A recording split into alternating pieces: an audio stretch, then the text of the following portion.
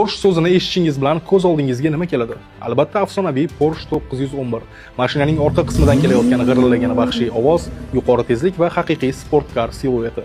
Bugungi kunda Porsche bu sof benzin hidiga to'yingan avtosport ramzi hisoblanadi. Ammo shu joyda bir savol tug'iladi. Avtomobilsozlik tarixidagi eng buyuk muhandislardan biri, benzinli sportkarlar otasi sanalgan Ferdinand Porschening eng birinchi mashinasi nima bo'lgan? Keling bu haqda aytib berishimdan oldin bir narsaga kelishib olamiz. Agar bu ma'lumot sizni hayron qoldira olsa, bizga obuna bo'lib qo'yasiz. Kelishdikmi?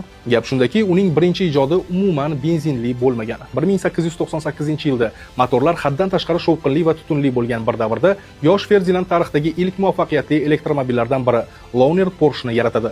Daho yechim uning ishlashida edi. Porsche oddiy elektr motorlarni kapot ostiga emas, to'g'ridan-to'g'ri g'ildiraklar ichiga o'rnatib chiqqan. Natijada uzatmalar qutisiga umuman ehtiyoj qolmagan. Keyinchalik u 4 tala g'ildirakka ham alohida motor o'rnatib, tarixdagi eng